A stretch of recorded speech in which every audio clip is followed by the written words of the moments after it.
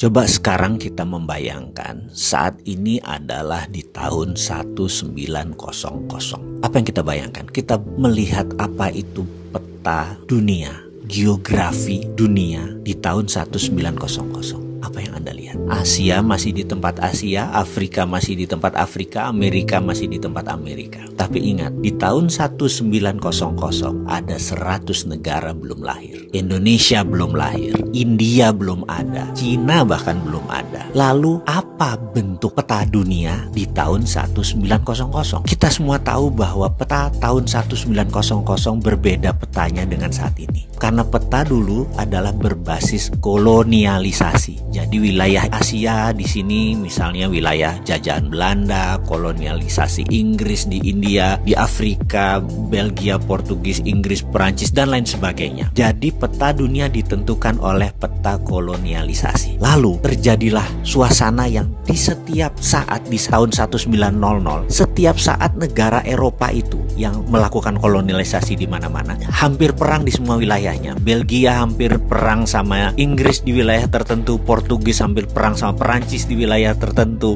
Belanda perang dengan Inggris di wilayah tertentu. Itu membuat tahun 1900 adalah suasana yang sangat tegang. Itu terjadi. Lalu Inggris waktu 1900 memutuskan kalau terjadi perang pada saat itu mereka bisa dikatakan yang paling berat karena wilayah mereka yang paling besar. Lalu mereka memutuskan ada baiknya mereka mencari ally atau teman negara lain yang berpihak kepada mereka, aliansi atau sekutu. Mereka terfikir dengan Amerika, sebuah negara independen, kaya dengan minyak, kaya dengan teknologi, dan tidak dijajah siapapun dan tidak menjajah siapapun. Inggris sangat tertarik untuk bergabung dengan Amerika. Lalu dikirimlah delegasi tahun 1904 ke Amerika. Kemudian delegasi itu pun dibawa oleh Inggris ke Eropa. Delegasi Amerika melihat Eropa. Dan disinilah kesalahan Inggris yang pertama. Karena ternyata otaknya orang Amerika mulai terbuka pada saat itu. Di mana pada saat itu teknologi Amerika bisa 30 tahun bahkan 50 tahun lebih maju, lebih advance daripada Eropa. Buktinya senjata perang dunia pertama itu masih banyak yang locok, masih banyak yang satuan. Sementara bedil atau senjata koboi itu sudah revolver, sudah muter sendiri. Perang saudara di Amerika dan perang zaman koboi itu membuat persenjataan Amerika lebih maju dari Eropa. Kemudian juga perminyakan. Amerika jauh lebih maju karena sudah ada kerosin atau minyak tanah, sudah mau terbit gasolin, bukan sekedar minyak mentah. Bahkan 1906, 1 jam Amerika bisa menerbangkan pesawat dalam New York Festival 1906. Eropa masih belum tahu apa itu dengan pesawat terbang. Apa yang terjadi oleh Amerika? Ternyata sejak saat itu Amerika punya grand plan, ingin menguasai dunia. Caranya dengan membuat Eropa hancur. Ini menarik karena itu perang dunia pertama terjadi, Amerika memang bantunya kecil, memang ingin hancur. Kemudian puncaknya sewaktu 1933 begitu Hitler Nazinya sudah mulai menguasai Jerman dan sebagian Polandia, dia sudah mulai menyerang. Amerika diajak masuk itu oleh Inggris untuk membantu Eropa adalah di 1939. Amerika nggak maju-maju banget, setengah-setengah hati aja. Kenapa? Karena memang Amerika ingin Eropa hancur. Lalu full Amerika mau masuk adalah ketika mereka melakukan strategi yang luar biasa, di mana di tahun 1944 mereka mengadakan meeting di kota kecil di utara Boston yang namanya Bretton Woods. Di kota inilah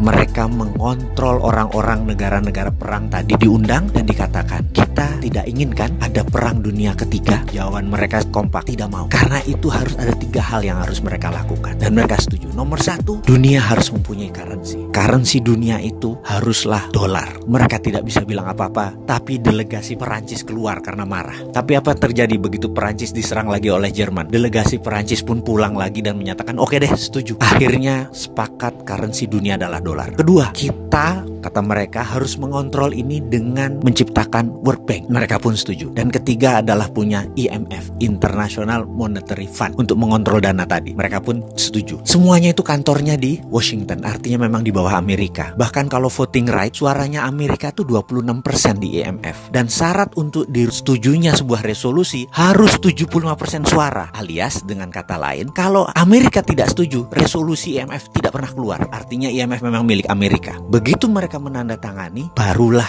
Amerika dengan hati penuh turun. Dengan operasi pertama adalah Operation Intelligence yang namanya Operation Paperclips. Amerika masuk ke Jerman dan mengambil 1.100 ilmuwan Jerman ditarik ke Amerika. Begitu Operation Paperclips selesai, barulah diserbu Jerman oleh Rusia. Selesai Perang Dunia Kedua. Dan sejak saat itu dunia dikontrol oleh negara pemenang perang. Dan hingga saat ini dunia dikontrol oleh negara pemenang perang. Jadi kita semua ikut aturan mereka. Tapi ada yang baru. 5 tahun terakhir sejak tahun 2013 ada penantang baru yang namanya Cina yang menantang hegemoni pemenang perang dunia kedua tersebut. Itu sudah terjadi. Sekarang Indonesia bagaimana mainnya? Indonesia itu mau ikut siapa sih ke depannya? Kalau saran saya tetap garis lurus.